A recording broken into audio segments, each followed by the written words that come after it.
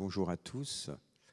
Merci d'être fidèles pour nos conférences du lundi. C'est la dernière conférence de l'année, n'est-ce pas? Donc on va essayer de terminer en beauté, à la fois en beauté spatiale quelque part, mais pas forcément, parce que vous savez que nous sommes sur une planète Terre qui subit beaucoup d'événements naturels, parfois très catastrophiques. Et pour gérer ces événements, figurez-vous qu'on a un bel outil, c'est ce qui se passe dans l'espace avec des satellites d'observation de la Terre. Alors vous avez sans doute déjà entendu parler de certains d'entre eux, Spot, Pléiade, de programme Copernicus, parmi les plus courants. Et ces satellites envoient régulièrement à distance, donc de belles images de la Terre. Alors, on aimerait bien qu'elles soient à chaque fois belles et que ça nous présente une belle surface terrestre, mais malheureusement viennent se greffer à tout cela ces catastrophes que sont les inondations, les tremblements de terre, les structures de construction humaine qui lâchent comme des barrages. Et heureusement, nous avons à Strasbourg une équipe dédiée à l'étude de ces milieux naturels en cas de catastrophe. C'est une équipe qui s'appelle le Service régional de traitement d'images et de télédétection. La télédétection, c'est ce qui est justement en rapport avec les satellites et qui est rattaché désormais au laboratoire eCube de l'Université de Strasbourg. Donc ces équipes-là sont appelées régulièrement à la rescousse pour essayer d'étudier ces images venues de l'espace pour étudier les zones impactées et aider au mieux que possible tous les services sanitaires, les ONG et toutes ces personnes compétentes qui interviennent sur le terrain et essayent de faire le moins de victimes possible et de reconstruire ensuite différents bâtiments. Et donc, pour nous parler de tout ça, nous avons invité aujourd'hui Claire Hubert, qui est tout simplement ingénieure en traitement d'images dans ce fameux laboratoire CERTIT eCube et qui va vous conter la façon dont on peut gérer aussi rapidement que possible ces images qui viennent de l'espace, parce qu'il faut réagir rapidement. Ça veut dire que vous avez là une personne qui est de temps en temps, même assez souvent, je pense, d'astreinte pour répondre à tous ses besoins. Je lui laisse donc la parole et vous le savez, ensuite vous pourrez intervenir pour vos différentes questions. Bon après-midi. Merci.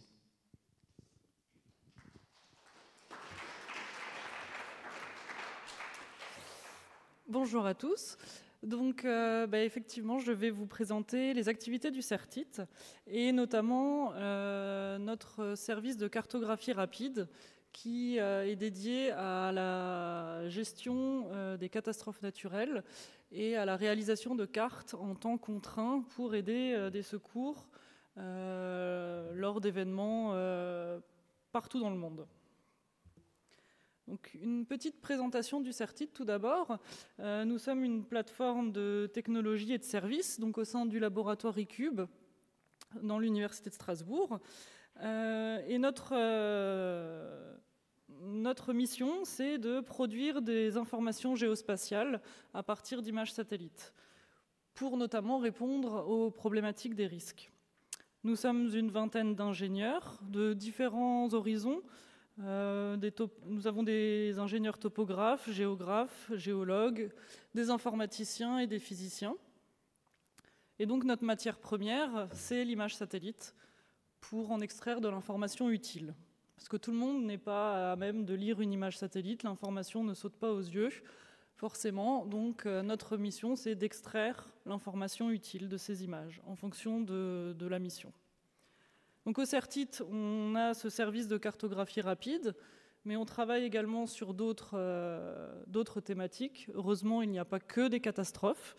Nos sujets d'études sont assez divers, que ce soit sur des études environnementales en général, d'aménagement du territoire. Le CERTIT réalise aussi un gros travail de suivi de la ressource forestière, notamment en Alsace, Grand Est, mais également un gros volet sur la gestion de l'eau et le suivi de surface en eau partout dans le monde. Et donc aussi ce volet de gestion des catastrophes naturelles et avec le service de cartographie rapide. Donc voilà, quelques thématiques sur lesquelles le CERTIT travaille. Je parlais du couvert forestier. On a notamment réalisé des suivis des coupes rases dans la forêt vosgienne. Nous réalisons aussi des cartes d'occupation du sol à partir d'images satellites. Tout un volet également, donc en phase de crise, on va s'intéresser à l'impact des événements, mais après on peut également suivre un territoire et comment ce territoire s'est reconstruit au fil des années, après un tremblement de terre par exemple. Et les surfaces en eau, qui est également une grosse thématique sur laquelle nous travaillons. Alors, je me permets de faire un petit rappel technique sur qu'est-ce qu'un satellite d'observation de la Terre. Donc, dans l'espace, il y a plusieurs types de satellites. Les satellites qu'on appelle géostationnaires, donc ce sont des satellites qui sont positionnés sur une orbite fixe, c'est-à-dire que le satellite va constamment voir la même zone du monde et va suivre la rotation de la Terre pour uniquement surveiller cette zone-là. Ils ont une résolution spatiale de 1 km, voire plus grande. Et par contre, ils ont une haute fréquence d'acquisition, et c'est notamment ce type de satellite qui est utilisé en météorologie. L'autre gamme de satellites, ce sont les satellites à défilement ou héliosynchrones. Ils sont positionnés sur une orbite à 800 km d'altitude environ, et ils tournent de pôle en pôle plusieurs fois par jour pour couvrir tout le globe. Sur une échelle de quelques jours, ils vont couvrir tout le globe. Et donc, ces satellites ne passent en moyenne qu'une seule fois sur la même zone du monde par jour, à un temps bien précis. On ne peut pas demander des images à n'importe quelle heure de la journée, c'est toujours au même moment. Et par contre, ces satellites ont une résolution beaucoup plus fine, et actuellement, dans le milieu civil, les satellites les plus résolus ont une résolution de 30 cm environ. Dans les satellites d'observation de la Terre, on a deux types de capteurs, de technologies, soit les systèmes optiques, dits passifs aussi. Donc c'est l'équivalent, grossièrement, d'un appareil photo qui va capter ce qu'il voit. Donc ces satellites ne peuvent opérer que lorsque la Terre est éclairée et suivent la rotation de la Terre en fonction du Soleil pour être toujours sur la face éclairée de la Terre. Donc ils ne travaillent que de jour, mais par contre, la contrainte majoritaire, c'est la couverture nuageuse. Si la zone à imager est nuageuse, le satellite ne verra rien. L'autre gamme de satellites, ce sont les satellites radars. Donc ici, le capteur est différent. Le capteur envoie un signal et mesure le retour de ce signal. Donc l'intérêt, c'est de pouvoir passer à travers les nuages et éventuellement de prendre des images de nuit, parce que l'éclairement du soleil n'affecte pas le satellite. Et donc, nous, dans notre travail, on va utiliser aussi bien des images optiques que des images radars. Donc maintenant, je vais faire un focus sur notre activité de cartographie de crise et de la gestion des risques, et vous présenter notre service. Donc, sur quel type de catastrophe nous travaillons ? Eh bien, j'ai envie de dire toutes, qu'elles soient climatiques, avec les tempêtes, les feux de forêt, les inondations, des sécheresses, des glissements de terrain, avalanches, etc. Qu'elles soient terrestres, les éruptions volcaniques, les séismes, les tsunamis, ou les catastrophes également d'origine humaine, comme une pollution d'hydrocarbures, une explosion d'un site industriel ou une crise humanitaire.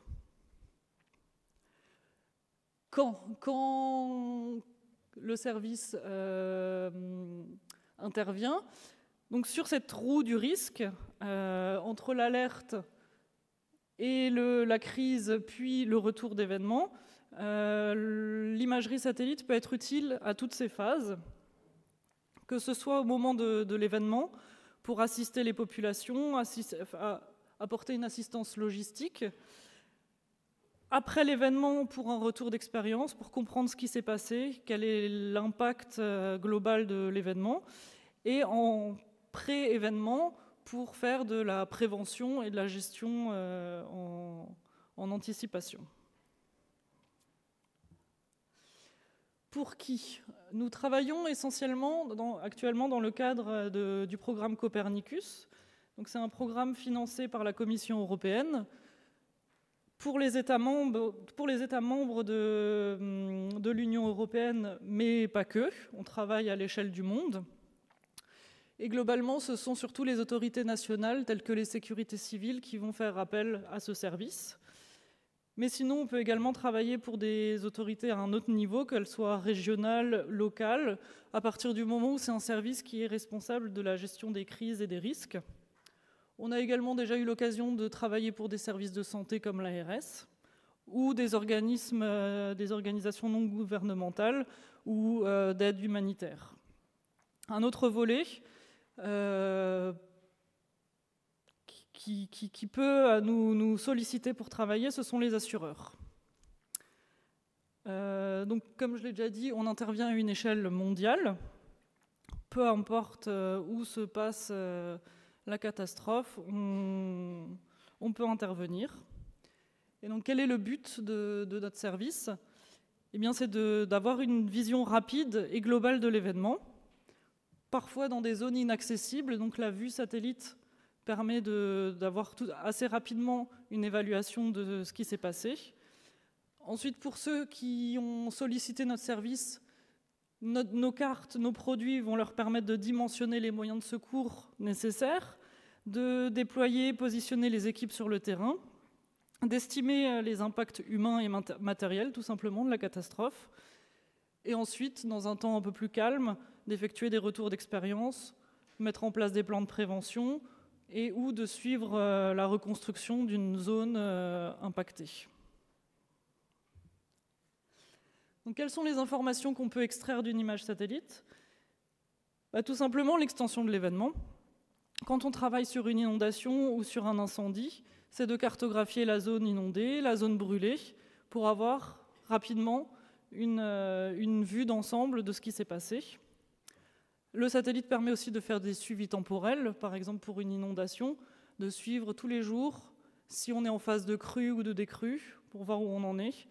Pour un feu de forêt, les suivis temporels sont également très utiles pour vérifier s'il y a encore des feux actifs, si la zone brûlée progresse ou si c'est stabilisé. Et ensuite, quand on s'intéresse à une échelle plus fine, c'est de mesurer l'impact de l'événement, de comptabiliser les bâtiments détruits, les routes détruites, les ponts, etc. De faire également une analyse de l'impact environnemental, par exemple pour un feu de forêt, quel type d'essence ont été brûlés. Et également, on peut, selon les cas, réaliser des cartes où on va indiquer des regroupements de population. Donc les cadres. Nous intervenons surtout dans le cadre de Copernicus. C'est un programme qui existe depuis 2012 et le CERTIT a intégré ce programme depuis 2015. Mais nous pouvons aussi intervenir dans le cadre de la Charte internationale espace et catastrophes majeures ou directement pour le compte du CNES, donc l'Agence spatiale française. On travaille également pour des assureurs ou des institutions régionales. Donc notre service de cartographie rapide, nous avons quelques heures pour fournir une analyse d'une zone impactée après réception de l'image satellite. On est d'astreinte, 24 heures sur 24, toute l'année. On peut travailler de jour comme de nuit, le week-end, le soir, les jours fériés. Dans le cadre de Copernicus, contractuellement, nous avons entre 2 et 10 heures après réception de la donnée pour fournir des cartes, en fonction du type de carte qui est demandé. Pour les cadres charte internationale ou pour le CNES, on délivre des analyses au bout d'environ 6 heures après réception de la donnée. Et pour les autres cadres tels que les assureurs ou d'autres institutions, selon les besoins du client, entre guillemets, On a quelques heures ou quelques jours pour fournir notre analyse. Et notre service de cartographie rapide est labellisé, nous avons une certification ISO 9001 pour cette activité. Donc là, je zoome sur le projet Copernicus Emergency Management Service, partie Rapid Mapping, pour la cartographie rapide. Donc nous sommes actuellement un consortium. On est plusieurs partenaires à travailler ensemble pour absorber le nombre d'activations, le nombre de catastrophes à traiter dans une année. Nous sommes 9 équipes opérationnelles venues de 6 pays différents. Nous avons des partenaires en Italie, un autre partenaire en France, en Allemagne, Portugal, Espagne et Grèce. Et donc ces 9 équipes travaillent ensemble. On a des plannings d'astreinte en fonction de chaque partenaire. Ça regroupe plus de 150 personnes qui sont mobilisées pour ce service. Et tout le service est 24 heures sur 24 toute l'année.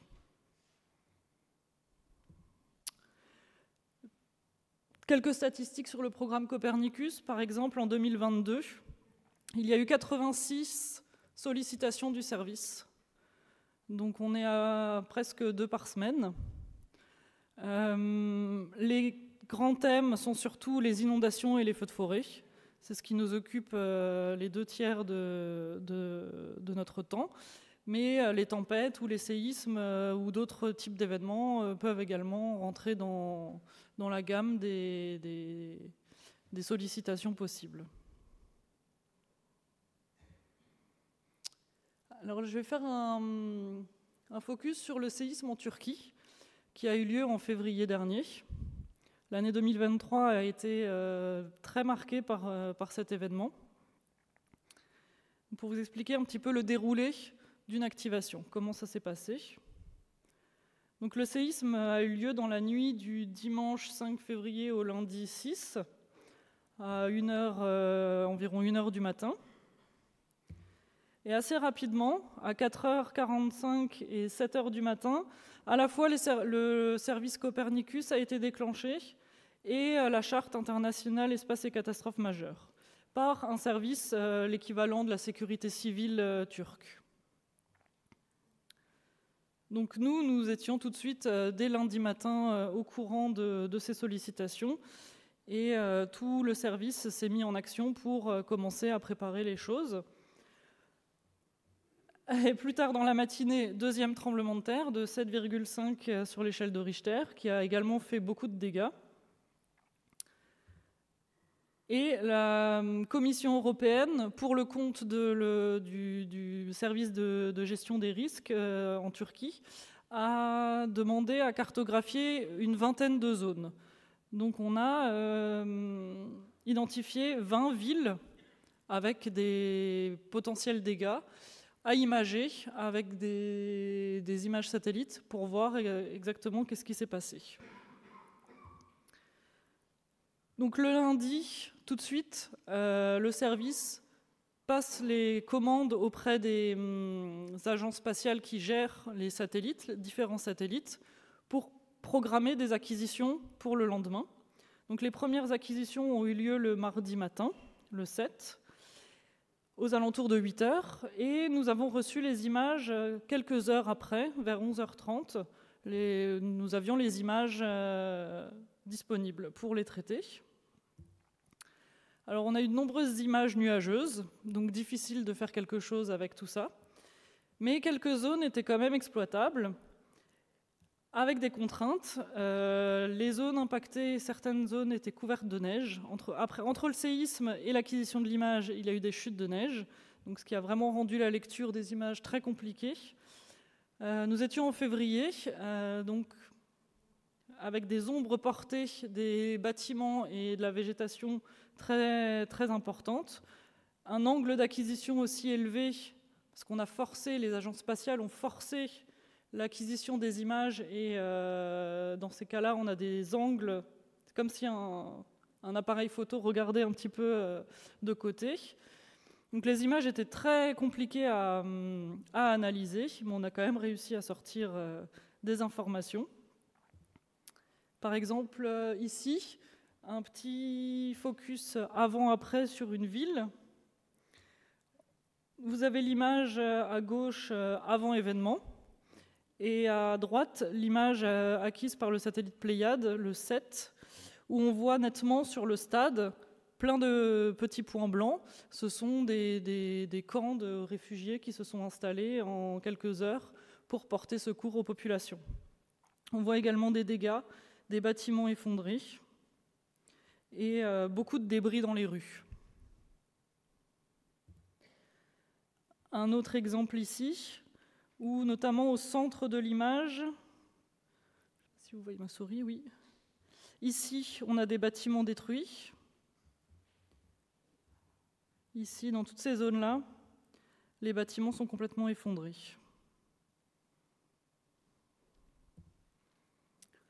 Un autre exemple ici avec toujours des bâtiments ici complètement détruits. On n'a plus du tout de structure nette. On ne voit plus les ombres portées des bâtiments. C'est vraiment une texture dans l'image grise et sans forme. Donc ce sont les débris que l'on voit à la place des bâtiments. Et ici, par exemple, l'analyse qui a été faite sur la carte de cette zone-là, qui a été publiée par la suite. On a identifié donc des blocs urbains, on a travaillé par quartier pour gagner du temps et ne pas pointer bâtiment par bâtiment, mais travailler par quartier permet parfois d'aller plus vite, où on a indiqué si le quartier était potentiellement endommagé ou complètement détruit. Un autre exemple, donc la fameuse image nuageuse, avec de la neige, où l'image n'est pas en noir et blanc. L'image, c'est vraiment en couleur normalement, mais c'est l'effet de la neige. Donc pour distinguer des débris dans les rues, c'était très compliqué. Mais on a quand même pu identifier des bâtiments détruits ou potentiellement affectés.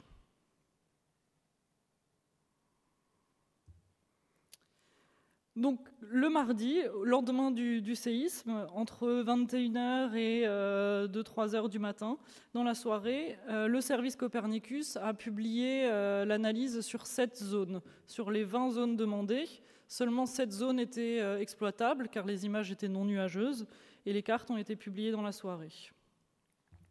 Rebelote, le mercredi suivant, de nouvelles acquisitions ont eu lieu. On les a reçues en fin de matinée. Et les équipes ont analysé toutes ces images.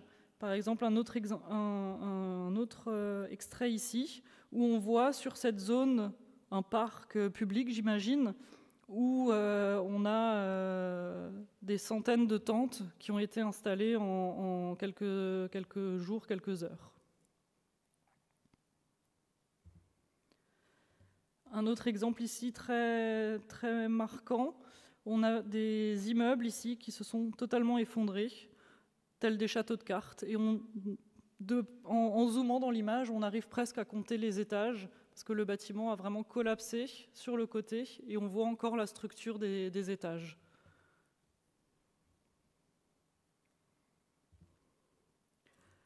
Donc le mercredi 8 février, c'est une nouvelle vague de cartes qui a été publiée.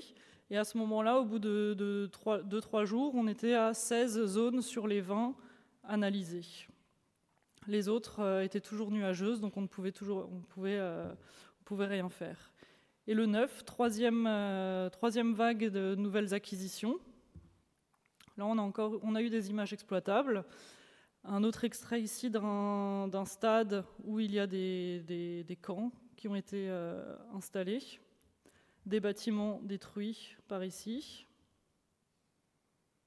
avec de la neige.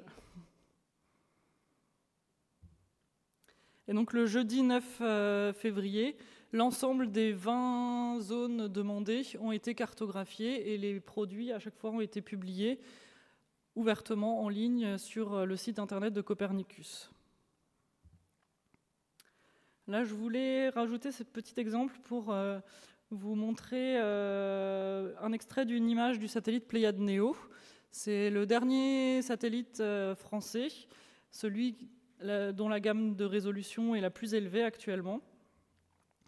Et cet extrait est assez impressionnant parce qu'on voit ici un immeuble qui a été détruit.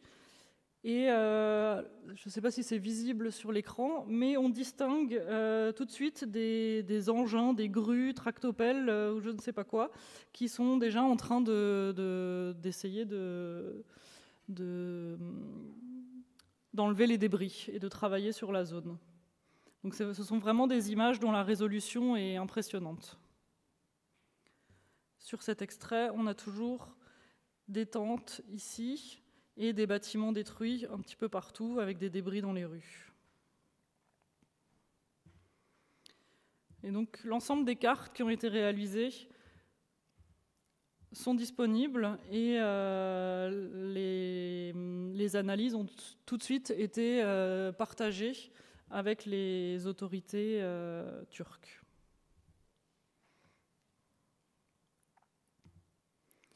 Donc pour conclure ce focus sur l'événement du séisme en Turquie, moins de 48 heures après le séisme, le service a analysé un tiers des zones demandées.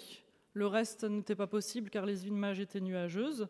Il a fallu 3 vagues d'acquisition pour couvrir toutes les villes impactées.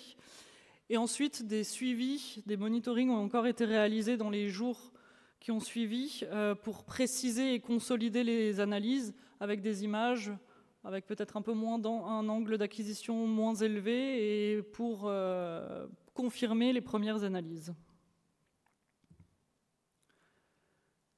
Donc d'autres événements, je vais revenir sur des événements passés, mais également des événements de cette année 2023. Donc il y a plus de 13 ans, en 2010, un autre tremblement de terre a eu lieu à Haïti. La ville de Port-au-Prince a été fortement impactée et cette activation a marqué les esprits, notamment au Sertite, par l'ampleur des dégâts qu'on voyait sur les images satellites.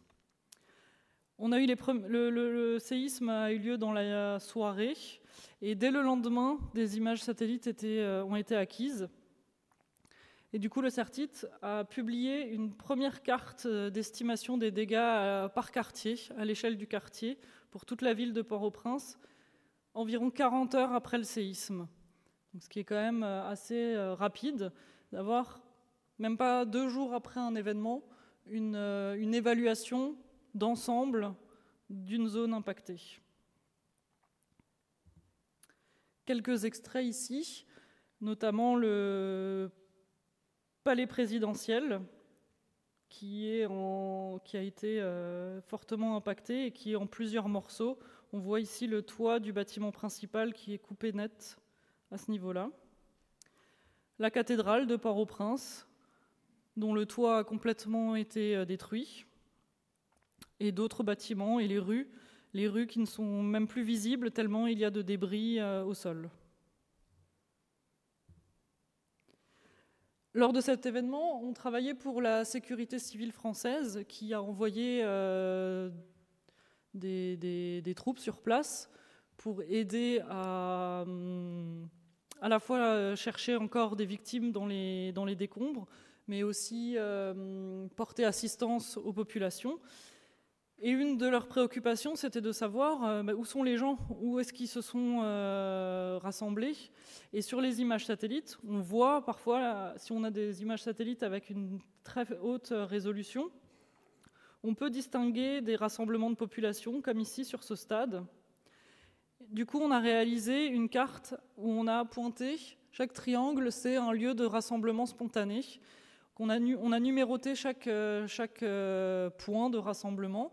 Et ensuite, les secours sur place ont pu utiliser cette carte pour se dispatcher les zones. Alors, telle équipe va sur le point 3, 4, 5, d'autres vont sur 12, 13, 14, etc. Donc, c'est vraiment un outil d'organisation pour les équipes de secours. Et on essaye de s'adapter à la demande. On essaye toujours aussi de rester en relation avec l'utilisateur du service pour comprendre ses besoins et, si on y arrive, de répondre à ses besoins. Quelques jours après, 2-3 jours après le séisme, on a analysé la même zone, mais à l'échelle du bâtiment cette fois-ci. Et on a pointé en rouge, chaque point rouge, c'est un bâtiment détruit. Donc l'analyse a été affinée dans les jours qui ont suivi, entre la première carte réalisée par Cartier, puis celle-ci. Un autre exemple de séisme, c'est le séisme qui a eu lieu en Italie, à Amatrice en 2016, qui a affecté des petits villages perchés en Italie. Et ici, on a eu la chance d'avoir des images aériennes. Donc là, on a encore un saut de résolution qui est assez impressionnant. Les images sont à 20 cm. Donc là, on voit le village d'Amatrice avant le séisme. Et après le séisme, voilà, on a une grande partie des bâtiments effondrés. Les rues qui ne sont presque plus visibles à cause des débris. Et donc cet événement a été couvert par le service Copernicus, et notamment l'analyse qui en a été faite ici. On a détouré chaque bâtiment par un petit polygone et on lui a affecté un niveau de dégâts jaune, orange ou rouge en fonction de s'il est potentiellement affecté ou complètement détruit. On a également indiqué dans les rues, si on voyait des débris dans les rues, pour indiquer que ces rues sont potentiellement plus praticables et les axes de communication peuvent être bloqués à certains endroits.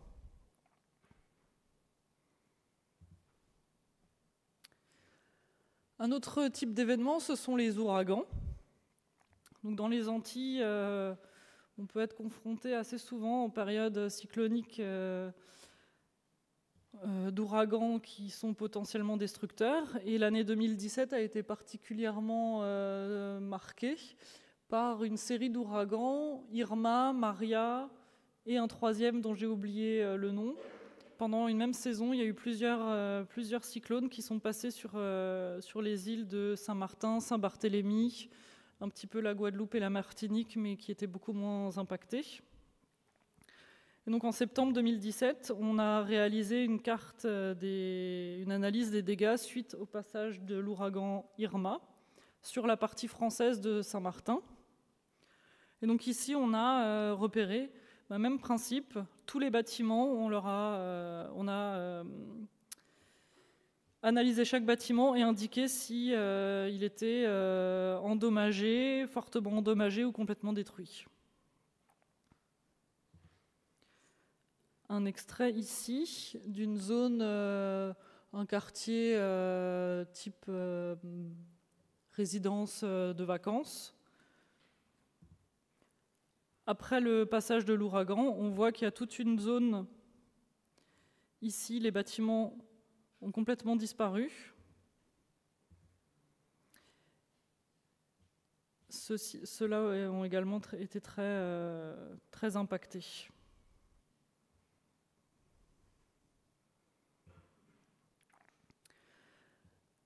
Dans le cas de cet événement, suite à l'ouragan Irma, on a également travaillé pour le CNES, donc l'Agence spatiale française.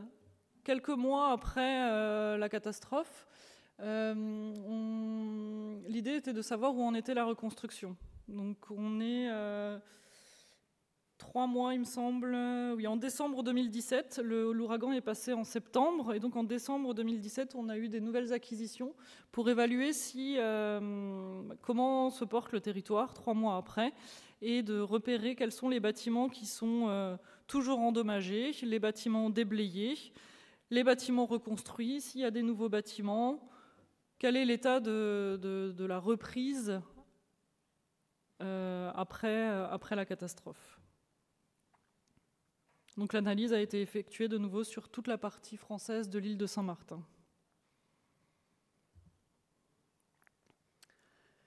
Un autre événement plus récent, des inondations en France, donc en octobre 2020. Vous en avez sûrement entendu parler. Dans les Alpes-Maritimes, la crue qui a impacté la vallée de la Vésubie et de la Roya. Là, c'est vraiment un événement type crue éclair. En quelques heures, on a des cours d'eau qui se transforment en torrents destructeurs et l'inondation dure même pas 24 heures, mais détruit tout sur son passage. Donc la première image, c'est la situation avant l'événement, une image de 2016. L'image au centre, c'est l'image acquise le lendemain de la crue. Et donc on voit bien que le cours d'eau, la largeur du cours d'eau a complètement changé, a tout raviné sur son passage. On a notamment le stade ici qui a été complètement détruit, et tout ce quartier-là, qui se trouvait dans le lit majeur, le lit de la rivière, qui a été totalement emporté par les eaux. Et donc ici, à droite, on a l'analyse réalisée par le CERTIT, où on a pointé les bâtiments qui ont été complètement détruits, des tronçons de routes également emportés par la crue, des ponts ou des routes, et l'extension de la crue.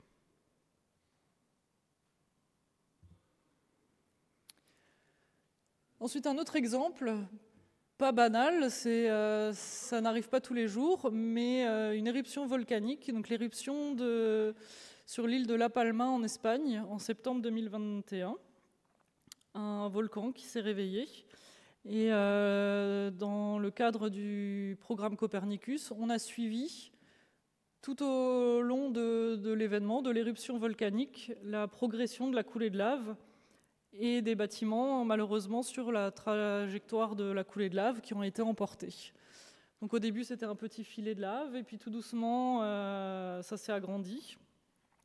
On a réalisé un suivi pendant plusieurs semaines pour au final arriver à cette carte qui montre en jaune l'étendue de la coulée de lave, dont le cratère initial se trouve ici, et tous les bâtiments qui ont été emportés par la lave. Et au total, on a environ plus de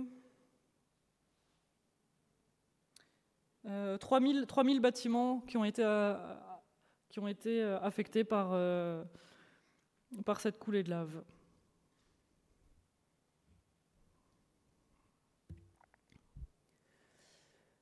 Plus récemment, donc en juillet 2022, des incendies en France, en Gironde.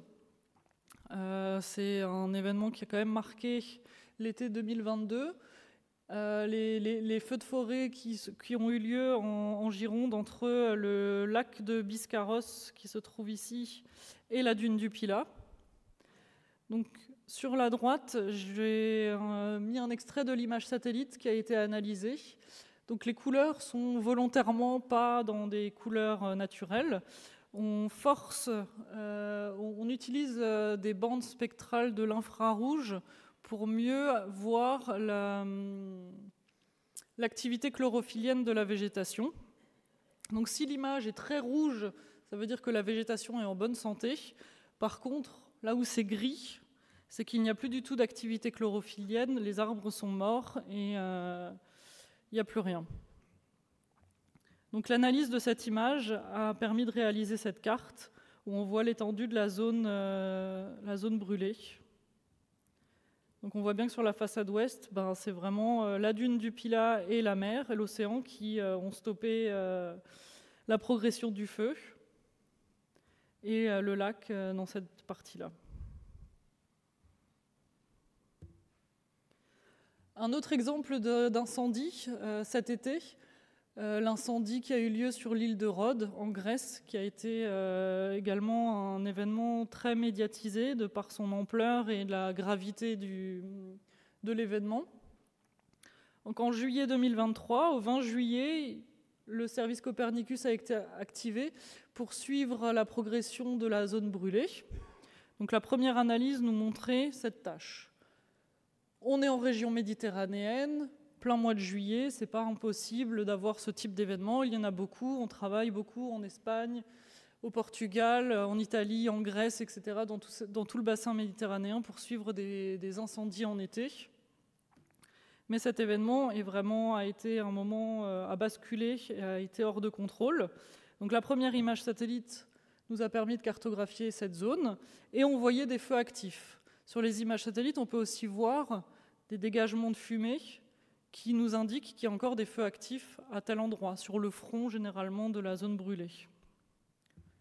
Le lendemain, la situation a un petit peu évolué, la tâche s'est agrandie et on voit toujours des feux actifs, notamment au sud. Le lendemain, la zone brûlée progresse, toujours des feux actifs dans le sud. Et par contre, entre le 22 et le 23 juillet, là, la zone brûlée a énormément progressé. Et là, le service s'est un petit peu fait surprendre par la taille de l'événement, parce que la zone brûlée ne s'arrête pas net comme ça, ce n'est pas un trait droit qui a été tiré, c'est juste que l'image satellite n'a pas couvert le reste de l'île. Au moment des commandes d'images, on ne s'attendait pas à ce que ça aille aussi loin. Donc en 24 heures, la progression était vraiment impressionnante. Et c'est entre ces deux dates-là qu'on a commencé à en entendre parler aux informations en Europe et partout dans le monde, parce que le feu était devenu totalement hors de contrôle. On a à la fois un gros foyer actif ici, de feu actif dans cette zone-là, mais également tout le front ouest de la zone brûlée. Le 24 juillet, nouvelle image satellite, on a pu constater que la zone brûlée est arrivée jusqu'à la côte, avec notamment des villes et des stations balnéaires sur cette côte-là. Le lendemain encore, on voit que ça a progressé dans le nord et toujours vers l'ouest.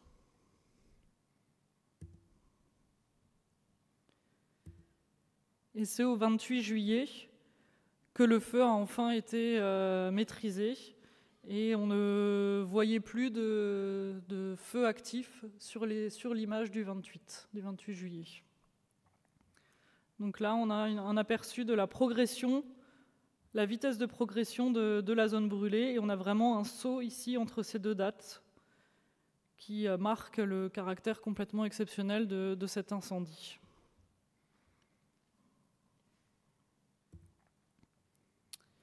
Plus récemment, en septembre dernier, donc autre événement, de nouveau un séisme au Maroc.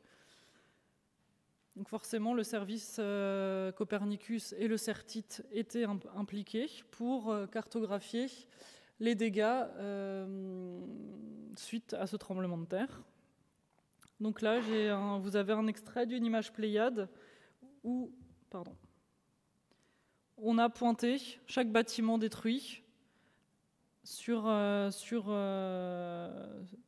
tous les bâtiments détruits sur cette ville. Dans le cadre de Copernicus, ce sont 8 zones différentes qui ont été traitées. Et en quelques jours, l'ensemble des zones ont été cartographiées et l'analyse a été réalisée sur toutes les zones demandées en tout cas et très impactées. Il y a 2 mois, il n'y a pas si longtemps que ça, au Mexique, le passage de l'ouragan Otis, qui a notamment détruit une grande partie de la ville d'Acapulco. Donc ici, c'est un extrait d'une image Pléiade Néo. Donc vous voyez encore des bâtiments intacts. Lorsque la géométrie est nette, c'est qu'a priori le bâtiment est peu ou pas impacté. Mais par contre, ici, dans tout le centre de l'image, on voit que les bâtiments sont complètement détruits.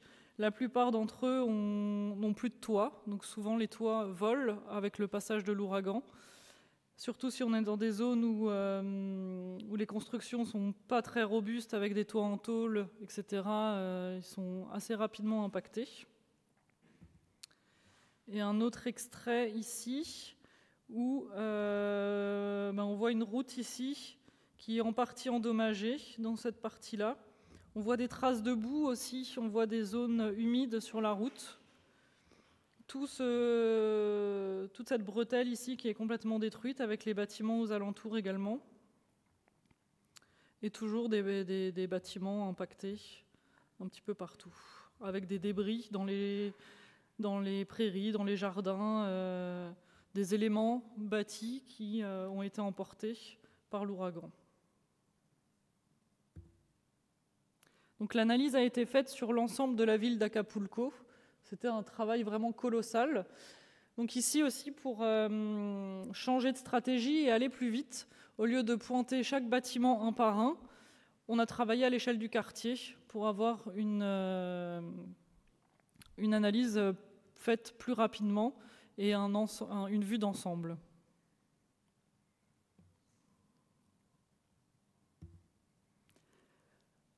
Donc j'arrive au bout de mes exemples catastrophiques. L'ensemble des produits qui sont réalisés, alors que ce soit dans le cadre Copernicus ou par le CERTIT uniquement dans le cadre de la Charte internationale espace et catastrophes majeures ou pour d'autres cadres, sont généralement disponibles sur Internet. Ils sont accessibles librement. Donc tous les produits du programme Copernicus sont visibles sur le site de la Commission européenne. Et les activations réalisées spécifiquement par le CERTIT dans d'autres cadres sont disponibles sur notre site internet. Donc, tout le monde peut y accéder et les utiliser comme bon lui semble. Et voilà, j'arrive au bout de mon, de mon inventaire d'événements catastrophiques. Voilà, merci Claire pour ces explications. On va laisser la parole à la salle. Mais en guise d'introduction, j'ai peut-être un rebondissement par rapport à tout ça. Donc on a géré des catastrophes. Est-ce qu'inversement, le CERTIT va gérer de la prévention? C'est-à-dire, on va prendre des images satellites et on va regarder les zones éventuellement submersibles où les incendies peuvent être plus graves, etc. Est-ce que c'est fait dans ce sens-là aussi? Alors c'est possible de le faire. C'est possible de faire de la prévention à partir d'images satellites et notamment en analysant l'historique. Qu'est-ce qui s'est déjà passé sur cette zone? Mais nous, au CERTIT, ce n'est pas notre domaine de prédilection. Nous, on est plus sur du catastrophe et post-catastrophe plutôt que sur de la prévention. Mais c'est tout à fait une thématique qui est possible à partir d'images satellites. Ça veut dire qu'au sein de Copernicus, par exemple, il y a des laboratoires dédiés à la prévention ou pas? Pas au sein de Copernicus, non. Copernicus, c'est uniquement de la crise. Ok. Alors, qui a une question, monsieur? J'en ai même plusieurs, des questions. Pour l'acquisition des données, on entend de plus en plus souvent qu'il y a des images qui sont prises en basse altitude par drone. Oui. Historiquement, depuis longtemps, des avions volaient déjà pour prendre des photos aériennes, et vous avez les satellites. Est-ce que ces trois techniques sont complémentaires ou est-ce que c'est segmenté et que vous ne travaillez que sur le satellite? Non, on travaille. J'ai montré des images aériennes quand c'est possible. On travaille à partir d'images aériennes, si on y a accès, bien sûr. L'avantage des images aériennes ou drones, c'est qu'on s'affranchit de la couverture nuageuse parce qu'on est en dessous. Donc ça permet de faire des acquisitions alors que la météo n'est pas favorable pour du satellite, par exemple. Dans le cadre de Copernicus, il y a tout un volet également. La Commission européenne peut, à des prestataires, drones ou images aériennes, peut déclencher des survols d'une zone après événement, et notre service va traiter les images. On a eu dans le passé et récemment déjà le cas où on a traité des images aériennes pour faire de la cartographie rapide. Merci pour la réponse. Et mes deux questions suivantes d'un coup. Est-ce que dans le cas d'un crash comme le Mont Saint-Odile, vous pourriez être sollicité pour non pas analyser une zone connue, mais analyser dans une bande si quelque part on peut avoir l'effet d'un crash d'avion pour le retrouver plus vite que ce qui avait été fait en 92? Et ma dernière question, est-ce que vous travaillez pour le fisc? Alors je vais tout de suite répondre à la dernière question. Non, mais ça peut se faire, effectivement, ça existe, mais pas au CERTIT. Pour les crashs d'avion, alors techniquement, on n'a jamais eu le cas. On nous a déjà sollicité pour des demandes de ce type-là, mais on n'a jamais pu vraiment répondre favorablement. Mais si on a des images si on arrive à restreindre la zone, avoir des images satellites très haute résolution, avoir une acquisition et essayer de voir si on peut repérer des débris d'avions, par exemple, ça peut se faire. Mais il faut quand même pouvoir restreindre la zone et ne pas avoir à couvrir une zone à l'échelle d'un pays, par exemple, parce que là, les acquisitions ne seraient pas possibles. On a notamment, à l'époque, c'était en 2013-2014, la disparition de l'avion MH, je ne sais plus combien, en Indonésie, dans ce coin-là. On nous avait sollicité, enfin, pas vraiment sollicité, mais posé la question, est-ce que c'était possible de faire quelque chose avec des images satellites? Mais de couvrir une zone aussi énorme, c'était pas gérable. D'autres questions? Oui. Attendez, il y a une personne qui a une question. Alors tout d'abord, merci pour cet exposé clair et didactique. Merci beaucoup. Je ferai juste une petite parenthèse à propos du crash du Mont-Saint-Odile. Pour avoir quelqu'un de ma famille qui a travaillé au niveau des recherches, les recherches ont été retardées par des gens qui n'avaient rien à voir avec ces recherches et qui se sont garés et qui ont été là-bas et qui ont empêché beaucoup de secours d'arriver et de trouver. Bon, ça c'est juste une petite parenthèse. Vous avez dit que ces images étaient accessibles à tout le monde. Alors ma question c'est, est-ce qu'il n'y aurait pas un risque, une possibilité ou un risque pour que ces images et ce programme soient détournés à des fins militaires ? Alors, petite précision, ce ne sont pas les images qui sont accessibles à tout le monde, mais c'est vraiment les cartographies réalisées par le service. Donc l'image en tant que telle n'est pas distribuée comme ça à tout le monde.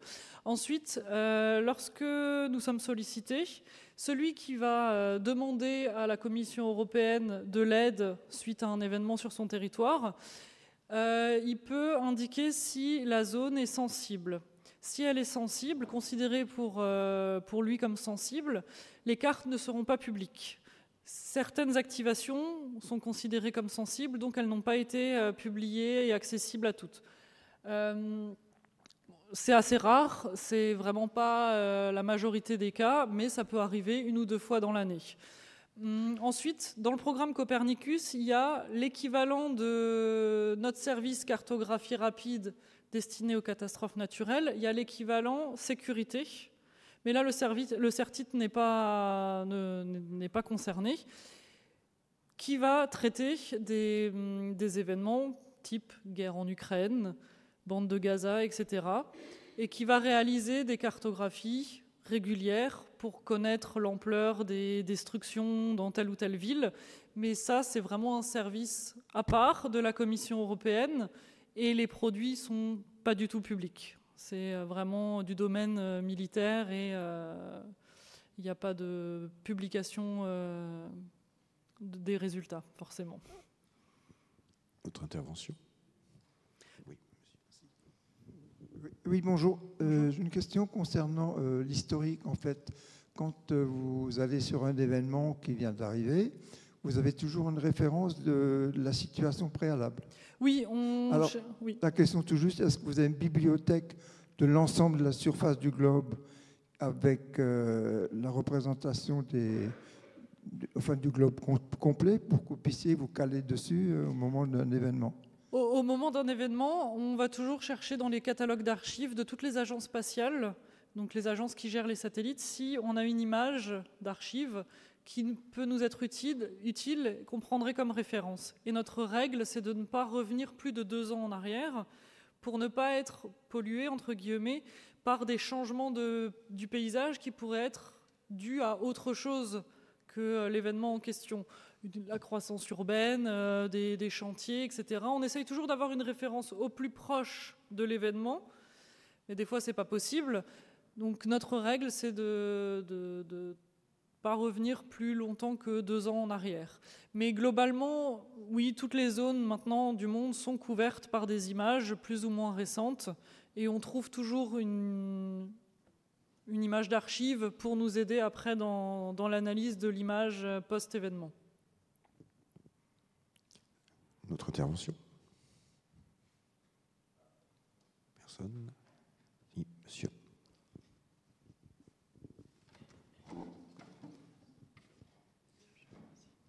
Oui, je voulais savoir si les acquisitions d'images de tous ces satellites sont faites en continu ou uniquement suite à une activation à la demande donc de certains organismes. Alors ça dépend des satellites. On a une gamme de satellites qui va acquérir des images en continu. Ce sont notamment les satellites Sentinelle, des satellites du programme Copernicus de la Commission européenne, qui font des acquisitions tous les jours de toutes les zones. Donc on a une base de données énorme et ces images sont gratuites. Par contre, elles ont une résolution que de 10 mètres. Donc pour certaines thématiques, c'est largement suffisant. Pour d'autres, ça l'est un peu moins. Quand on veut regarder ce qui se passe au niveau du bâtiment, c'est pas suffisant, 10 mètres. Et donc on a toute cette gamme de satellites qui vont prendre des acquisitions systématiques. Et par contre, tous les satellites commerciaux, donc qui sont gérés par des agences spatiales, on va dire privées, les satellites ne prennent des images que s'il y a une demande. Donc certains satellites ne vont pas prendre d'images pendant plusieurs heures parce qu'il n'y a pas de demande, il n'y a pas de programmation. Et le satellite va uniquement acquérir une image si l'agence qui le gère appuie sur le bouton pour prendre l'image, parce qu'il y a une demande. Et donc en particulier, c'est à Darmstadt que se font ces activations. Darmstadt effectivement, il y a une partie de l'ESA, l'Agence spatiale européenne, qui gère notamment les satellites Sentinelle 1, 2 et peut-être 3 aussi de Darmstadt. Mais oui, tout à fait. Merci. D'autres questions? Oui, j'y arrive.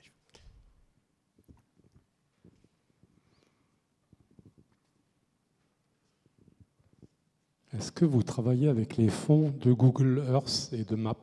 Oui. On travaille avec quand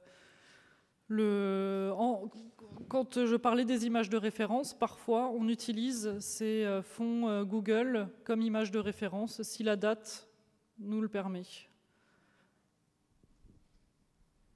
D'autres interventions? Oui.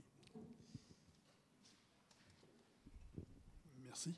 Il y a combien de satellites qui tournent comme ça autour de la Terre sur lesquels vous puissiez vous appuyer?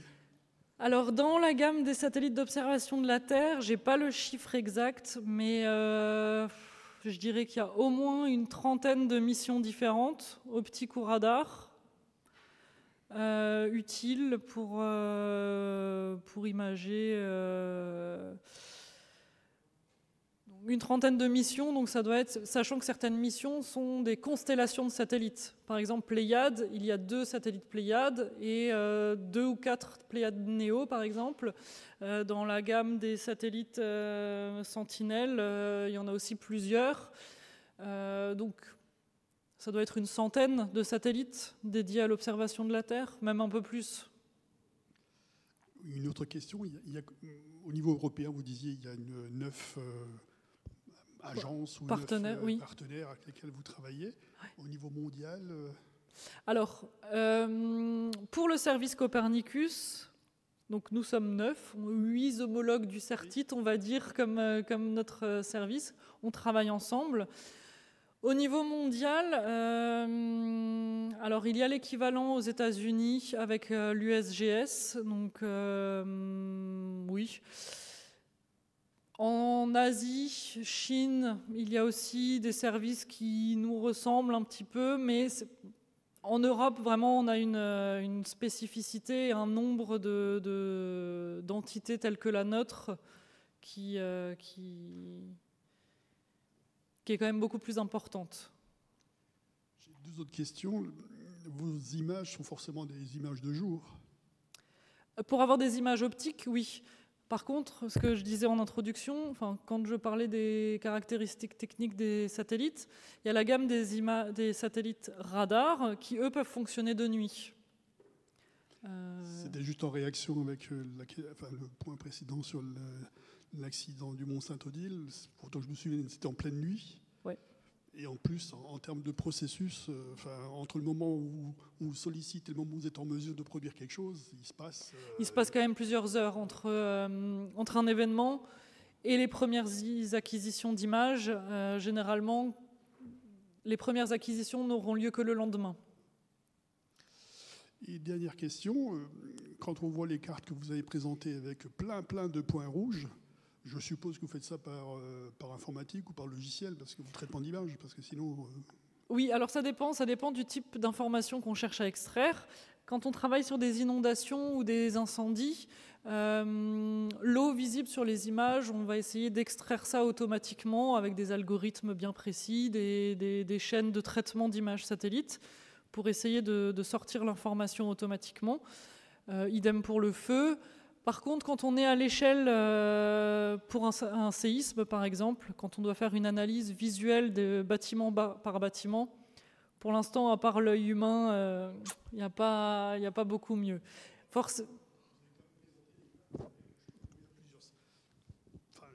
J'ai plus la référence en tête, mais vous avez montré une carte, c'était à Haïti, je crois, ou je sais oui, plus, oui.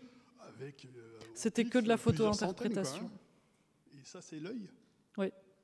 C'est vraiment de l'analyse de photo-interprète. On va comparer les images avant-après et pointer, lui il est détruit, lui il est endommagé, lui ça va pas, etc. Alors on travaille à essayer d'automatiser tout ça.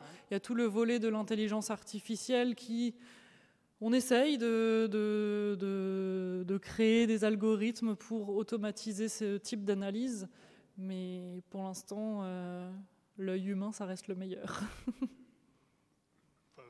Là, je suis juste un peu surpris de la quantité ou du temps nécessaire pour obtenir ce type de résultat. Avec ces volumes je parle effectivement dans le cadre de séisme, et vous analysez bâtiment par bâtiment, vous avez montré des cartes. C'est juste affolant le nombre de points qu'il pouvait y avoir, quoi. Donc, Oui.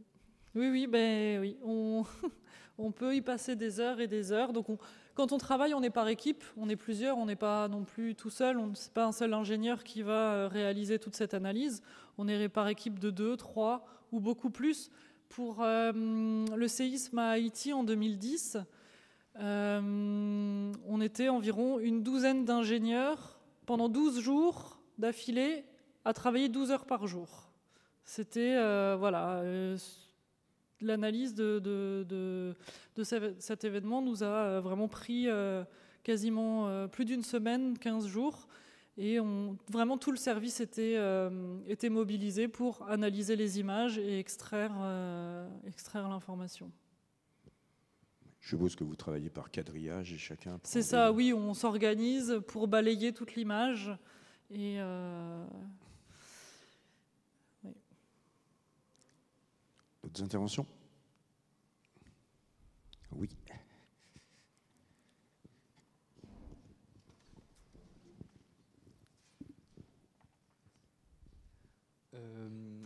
J'imagine que du coup, vu que vous travaillez principalement sur des catastrophes naturelles, est-ce que pour vous et votre équipe, des fois, ça peut être un peu dur pour le moral de voir toute la destruction causée par les catastrophes, de voir par exemple le taux de destruction de certaines villes et des choses comme ça?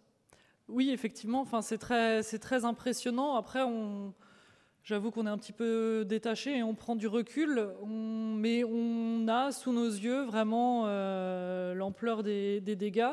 Et c'est encore différent quand on voit des images aux journaux télévisés, etc.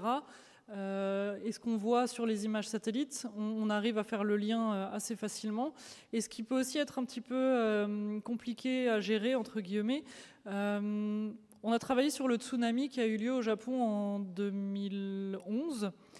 Et les autorités japonaises, à ce moment-là, ne communiquaient pas du tout, pendant les 2-3 premiers jours après le tsunami, ne communiquaient pas du tout sur le nombre de victimes de la vague. Et nous, assez rapidement, dès le lendemain, on a eu les premières images satellites. Alors un petit peu nuageuses, on ne voyait pas tout, mais on pouvait quand même bien se rendre compte que toute la côte était fortement endommagée, ravagée. À ce moment-là, on avait encore changé de stratégie. On ne travaillait plus au bâtiment ni à l'échelle du quartier, mais on mettait un point sur un village détruit. Tellement il y avait de dégâts, pour aller vite, on pointait les villages, détruits ou pas détruits.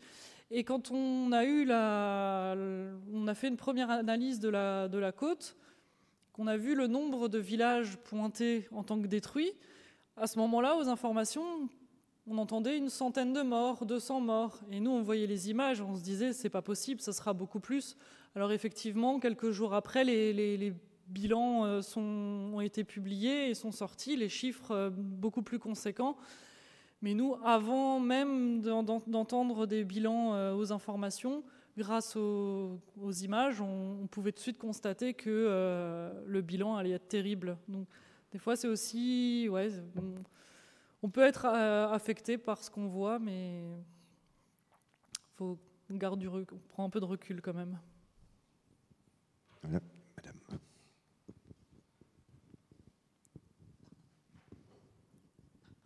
Merci. Alors justement, à propos de ce que vous venez de dire, est-ce que quand vous vous rendez compte que le discours officiel est différent de ce que vous voyez, est-ce que vous êtes tenu à une confidentialité ou est-ce que vous allez rendre compte de ce que vous voyez? Nous, on observe.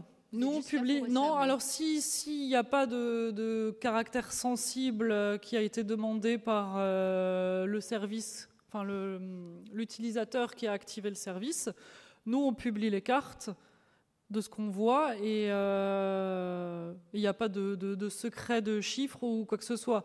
Généralement, les informations sortent, mais plus ou moins en simultané, et il n'y a pas de débat sur les bilans finaux des catastrophes. Mais il peut y avoir, pendant les premières heures, premiers jours, un décalage entre ce qu'on voit et ce qu'on entend dans les informations, mais qui finalement se rejoint plus tard. Encore personne? Bien, je pense qu'on va remercier donc Claire pour son intervention. Merci. Et puis, comme annoncé au début, c'était donc la dernière conférence de l'année. Donc, il me reste, au nom de toute l'équipe du Jardin des Sciences, à vous souhaiter de bonnes fêtes de fin d'année. Alors, attention, on ne vous retrouve pas en janvier. En janvier, il n'y aura pas de rencontre. Donc, on vous retrouvera en février. Le programme n'est pas encore totalement ficelé. Vous savez que Simon, ayant quitté le Jardin des Sciences pour d'autres horizons, nous avons encore à mettre en place la coordination des conférences, mais nous ne doutons point de vous offrir encore de beaux rendez-vous en 2024. Voilà, merci de votre attention, bonne fête.